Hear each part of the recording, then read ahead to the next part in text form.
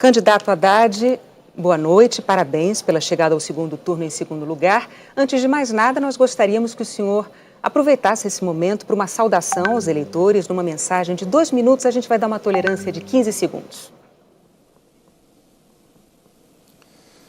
Bom, Renata, Bonner, é uma grande satisfação estar com vocês nessa noite. Telespectador, cidadão, cidadã brasileiros, a grande satisfação estar no segundo turno com o seu apoio. É uma honra poder participar de um segundo turno de uma eleição presidencial, situação em que nós vamos poder confrontar apenas 2 projetos. Vai ficar muito mais claro para você a natureza de cada um dos projetos.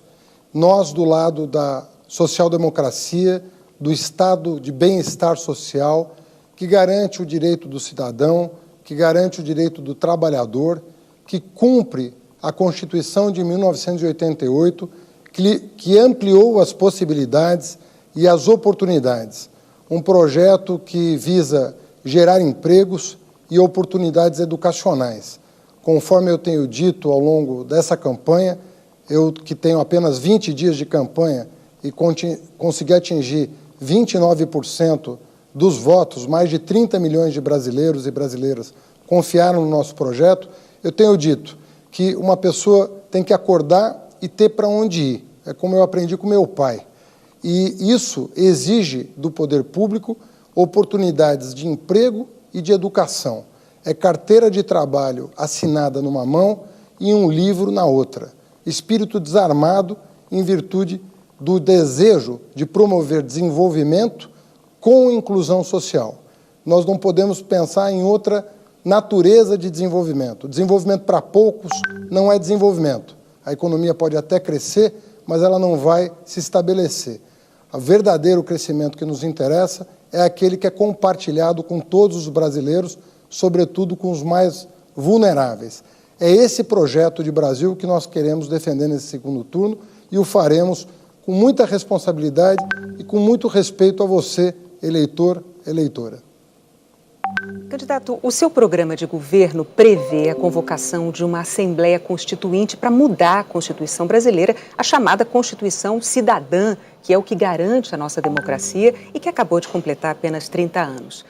Juristas dizem que a nossa Constituição ela não permite a convocação de uma Constituinte, não há previsão para isso. Só há previsão de reforma por uma emenda constitucional e que precisa da aprovação de 3/5 dos deputados e dos senadores. E essas emendas, elas não podem mudar cláusulas pétreas. Essas não podem ser alteradas de jeito nenhum. Um outro ponto é que, 10 dias atrás, o ex-presidente do PT, José Dirceu, disse ao jornal espanhol El País que não acreditava numa vitória eleitoral de Jair Bolsonaro e declarou o seguinte, abre aspas, dentro do país é uma questão de tempo para a gente tomar o poder. Aí nós vamos tomar o poder, o que é diferente de ganhar uma eleição. Fecha aspas. O que o senhor diria aos seus críticos que se preocupam com a democracia brasileira no caso do senhor se eleger presidente? Bom, em primeiro lugar, sobre a primeira pergunta, nós revimos o nosso posicionamento. Nós vamos fazer as reformas devidas por emenda constitucional. Quais delas? Em primeiro lugar, a reforma tributária.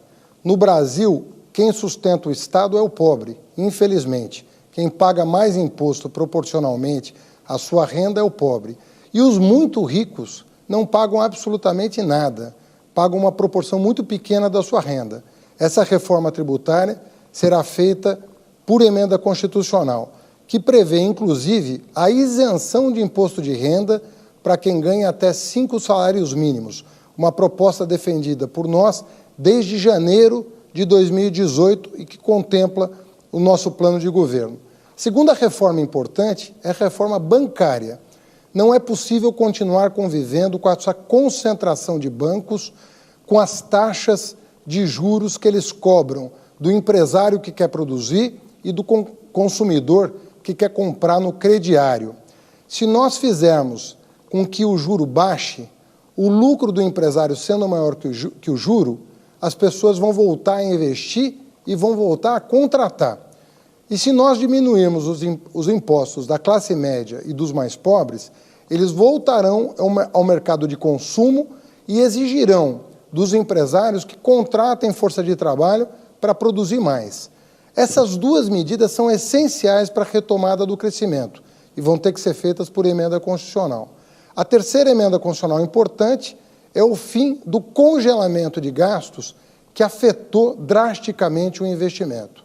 Sobre a segunda pergunta, o ex-ministro não participa da minha campanha, não participará do meu governo e eu discordo da formulação dessa frase. Para mim, a democracia está sempre em primeiro lugar. Candidato, o senhor tem mais 30 segundos para se despedir. Eu queria agradecer, Renata Bonner, a oportunidade de reiniciar esse segundo turno na presença de vocês, podendo conversar com o eleitor, com a eleitora, e pedindo a todos que acompanhem essas 3 semanas. O futuro do país está em jogo, o futuro da democracia está em jogo, o futuro dos seus direitos sociais e trabalhistas está em jogo. E nós queremos, respeitosamente, pedir a sua compreensão, o seu apoio, a sua atenção, para que você vote conscientemente. Muito obrigado. Obrigado.